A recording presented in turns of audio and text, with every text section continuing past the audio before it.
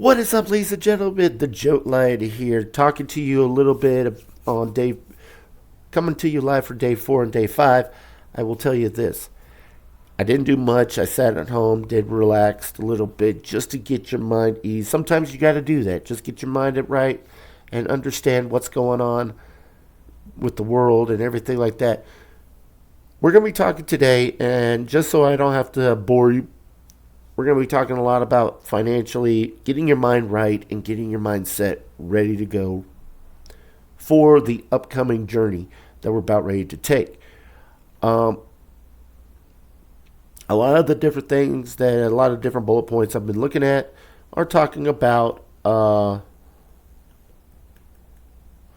the different ways to grow investments. Like, you need to start, if you're going to be making any kind of money and want to be rich, you're going to have to take some of the money that is given to you on a paycheck, and you're going to have to start investing, because that is the key to building wealth. Because a lot of people don't realize the old motto that working and poor work for money. The rich make their money work for them. Because if you can always look at something and say, you know what, look at your dollar. Most people want to spend that dollar at a bar or at a casino or at something else because the family's going to be just having so much fun. But you got to also understand, to build higher wealth,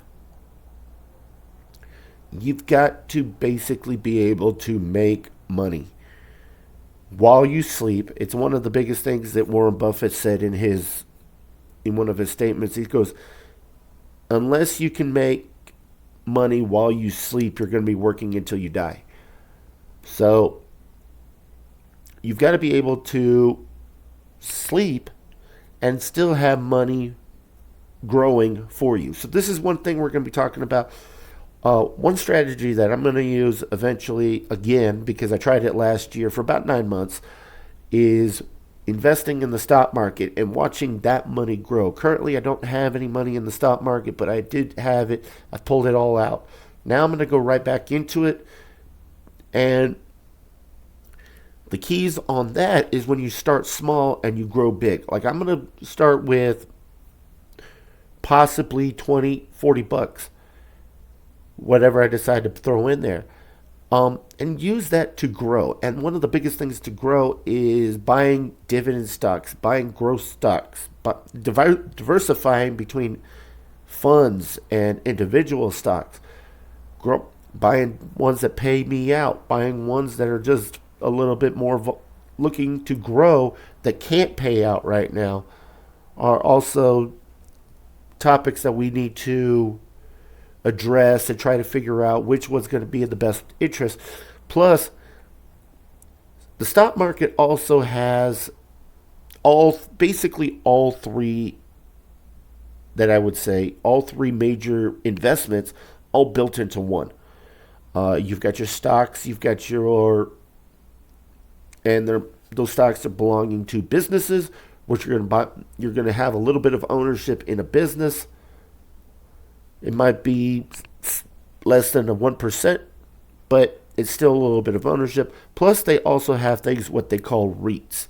They have real estate investment trusts where you can throw money into a pot with a bunch of other investors, and you could own properties such as commercial properties, residential properties, industrial properties, and be able to understand that you will get a piece of the rent because you are a shareholder from them. They always pay out dividends. They always pay rent a lot of dividends to their shareholders, a little bit of piece of the rent that people pay. So you get a little bit of that too. Now, the diversification of the portfolio and everything of that nature, I will say that you need to understand that if you're going to leave, you don't want to lose all your money, but if you lose some, you have to be understanding how much are you going to risk, how much are you going to say, okay, I could wait this long before I watch it bounce back, or if it gets past this point, I'm just going to sell it, kind of thing. And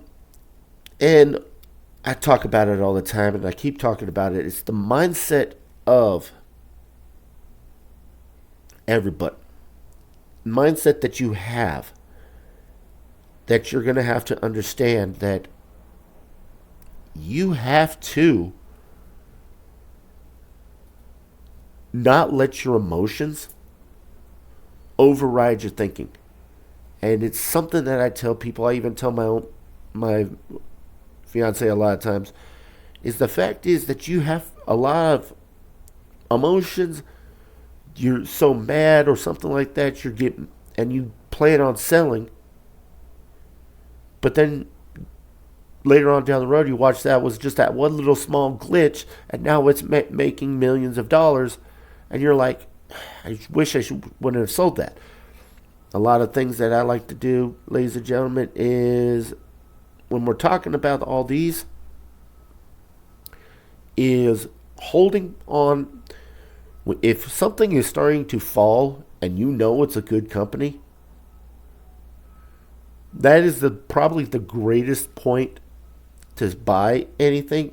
And a lot of people are like, no, you don't buy when it's going down, you'll lose money. Well, initially you'll lose money, but here's the thing. The more cheaper a product is, it's like a sale at a department store. People go and buy it when it's cheaper. Buy stocks when they're cheaper. That way, more potential growth. And you don't try to sell because you've had 2 or 3 bad days. Always follow and always stay informed. I mean, always follow the market trends. Learn continuously. Just basically learn all different avenues. That's what I'm doing right now. I'm learning all different ways of making extra cash and things of that nature.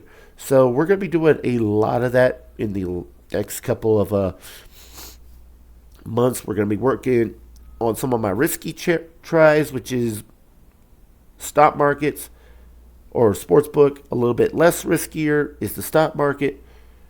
We're going to be trying a few avenues like that because those are kind of, for me, easy for me to get into and be able to buy stocks, and I call them shares on sports books as well. Now, like I said, ladies and gentlemen, let me just put it to you this way. If you're watching this video, I appreciate it. I'm trying to get this video in a little bit. Always make sure that you start small, but you keep working up. One of the biggest things I talked in episode 2 was the fact is that you have to start somewhere. And if a lot of people get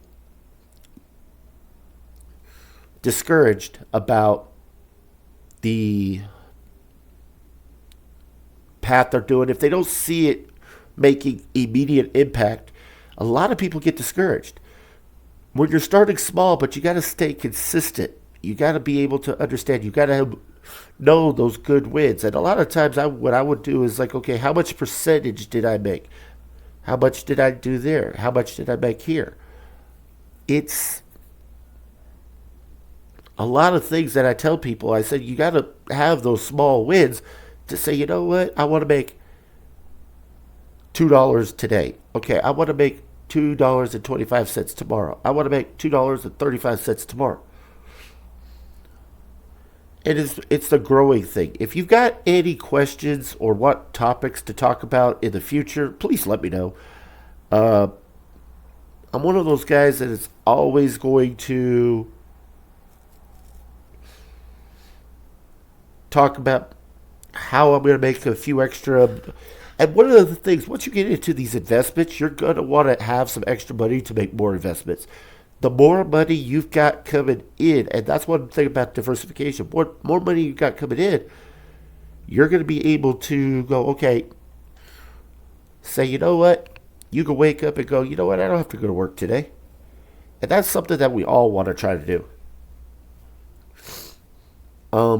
A a lot of times you can do money right here, like AI and everything like that. I appreciate it.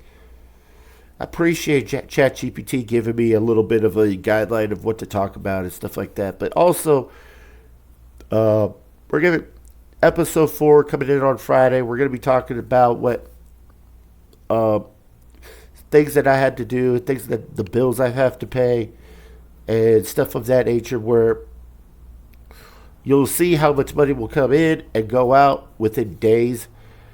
And a lot of you have that same problem where you just can't understand how to afford things. Sometimes you have to cut down things.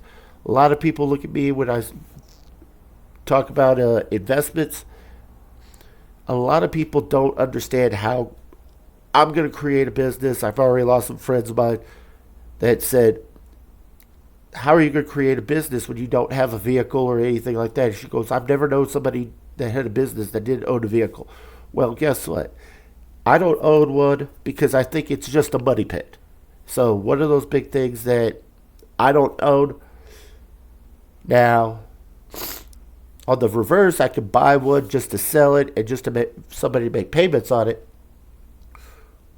But I have no problem with buying something cheap, rebuilding it, and everything like that. I've seen a lot of flipping. We're going to be trying to do that in later on.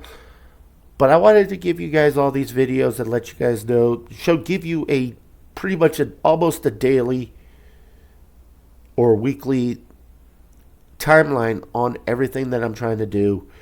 I appreciate if you guys are watching this video. I really do. If you guys have any comments, please leave them down in the comments section below. If you'd like to subscribe, please hit that subscribe button. I really appreciate it. And I'm going to tell you right now, like I said, when I first started episode 1, I told you guys that